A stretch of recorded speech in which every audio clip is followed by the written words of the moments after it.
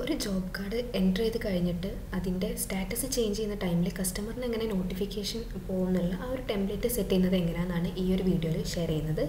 അതായിട്ട് നമ്മൾ ഈ റിപ്പയറിൻ്റെ ഒരു ഏരിയ എടുക്കുന്ന ടൈമിൽ ഇതിൻ്റെ ലെഫ്റ്റ് സൈഡിൽ കാണുന്ന മെനു ബാറിൽ സെറ്റിങ്സ് എന്നുള്ള ഓപ്ഷൻ ക്ലിക്ക് ചെയ്യാം. ഇത് ക്ലിക്ക് ചെയ്യുന്ന ടൈമിൽ നമുക്കിവിടെ ഓൾറെഡി കുറേ ഓപ്ഷൻസ് ഒക്കെ അവൈലബിൾ ആയിരിക്കും. ഈ ഒരു ഇതിൽ സ്റ്റാറ്റസ് എന്നുള്ളത് ഞാൻ സെലക്ട് ചെയ്യുന്നുണ്ട്. ഇത് സെലക്ട് ചെയ്യുന്ന ടൈമിൽ നമുക്കിവിടെ ഓൾറെഡി ക്രിയേറ്റ് ചെയ്ത് വെച്ച എല്ലാ സ്റ്റാറ്റസുകളും അവൈലബിൾ ആയിരിക്കും. ഇനിയിപ്പോൾ ഇതിലേക്ക് പുതിയൊരു സ്റ്റാറ്റസ് ആഡ് ചെയ്യണം എന്നുണ്ടെങ്കിൽ ഇവിടെ റൈറ്റ് കോർണറിൽ കാണുന്ന ആഡിന് കൊടുത്താൽ പുതിയ ഒരു സ്റ്റാറ്റസും കൂടി നമുക്ക് ആഡ് ചെയ്യാനുള്ള ഓപ്ഷൻ അവൈലബിൾ ആണ്. അപ്പോൾ ഇതിൽ ഞാൻ ഓൾറെഡി ക്രിയേറ്റ് ചെയ്ത് വെച്ച ഈ കംപ്ലീറ്റഡ് എന്നുള്ള ഈ ഒരു സ്റ്റാറ്റസിനാണ് ടെംപ്ലേറ്റ് സെറ്റ് ചെയ്യുന്നത്. ഇതിനായിട്ട് ഇതിൻ്റെ റൈറ്റിൽ കാണുന്ന ഈ ഒരു എഡിറ്റ് ഓപ്ഷൻ കാണുന്നില്ല, ഈ ഒരു എഡിറ്റ് ഓപ്ഷൻ ക്ലിക്ക് ചെയ്യുന്ന ടൈമിൽ നമുക്കിവിടെ വാട്സപ്പിൻ്റെ ടെംപ്ലേറ്റ് സെറ്റ് ചെയ്യാനുള്ള ഒരു ഓപ്ഷൻ അവൈലബിൾ ആണ്. ഇതിലിപ്പോൾ ഞാൻ കംപ്ലീറ്റഡ് ആവുന്ന ടൈമിൽ ഒരു ടെംപ്ലേറ്റ് എങ്ങനെയാണ് സെറ്റ് ചെയ്യുന്നതെന്നാണ്. ഒരു ഹെലോ എന്നുള്ളൊരു മെസ്സേജ് കൊടുക്കുന്നുണ്ട് ആദ്യമായിട്ട്. അത് കഴിഞ്ഞാൽ നമുക്കൊരു കസ്റ്റമറിൻ്റെ ഏത് കസ്റ്റമറിനാണോ ഒരു നോട്ടിഫിക്കേഷൻ പോകുന്നത് ആളെ പേരായിരിക്കും വേണ്ടി വരിക.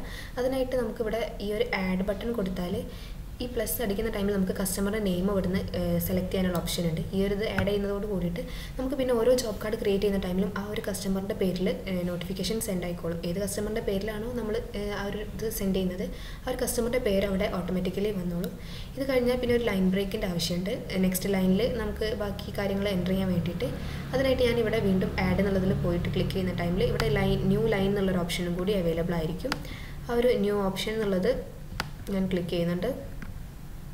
ഇതും കൂടി ഇതിൽ ആഡ് ചെയ്യുന്നുണ്ട്. ഇത് ആഡ് ചെയ്ത് കഴിഞ്ഞാൽ പിന്നെ വരുന്നത് നമുക്ക് ഏതാണോ യുവർ ഡിവൈസ് എന്ന് പറഞ്ഞിട്ട് ആ ഒരു ഡിവൈസിൻ്റെ മോഡൽ ഏതാണെന്നാണ് വേണ്ടി വരിക.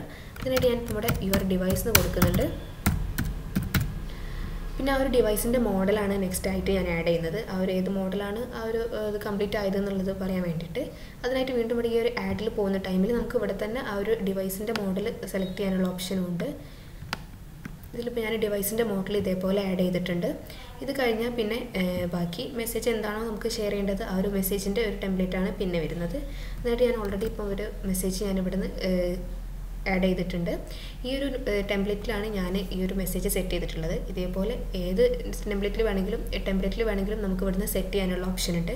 അതിനായിട്ട് ഇവിടെ ആഡ് പോയാൽ നമുക്ക് കുറേ ഓപ്ഷൻസ് ഉണ്ട്. ഫോൺ നമ്പറോ ബിസിനസ്സിൻ്റെ നെയിമോ എന്താണോ വേണ്ടത് ആ ഒരു ഏരിയ നമുക്ക് കൊടുത്തിട്ട് നമുക്ക് ഇതേപോലെ പുതിയൊരു ടെംപ്ലേറ്റ് സെറ്റ് ചെയ്യാൻ പറ്റും. ഈ ഒരു ടെംപ്ലേറ്റ് ഇപ്പോൾ ഞാൻ ഈ ഒരു കംപ്ലീറ്റഡ് എന്നുള്ള സ്റ്റേജിന് സെറ്റ് ചെയ്തിട്ടുണ്ട്. ഇനി സേവ് ചെയ്യാണ്. ഈ ഒരു സേവ് ചെയ്യുന്നതോട് കൂടിയിട്ട് ആ ഒരു ടെംപ്ലേറ്റ് സെറ്റ് ആയിട്ടുണ്ടാവും. ഇനി കസ്റ്റമറിന് ആ ഒരു ജോബ് കാർഡിൻ്റെ സ്റ്റാറ്റസ് മാറ്റുന്ന ടൈമിൽ കംപ്ലീറ്റഡ് എന്നുള്ളൊരു സ്റ്റേജിലേക്ക് എത്തുന്ന ടൈമിൽ കസ്റ്റമറിന് ഓട്ടോമാറ്റിക്കലി വാട്സപ്പിൽ ഈ ഒരു നോട്ടിഫിക്കേഷൻ സെൻഡ് ആയിക്കോളും.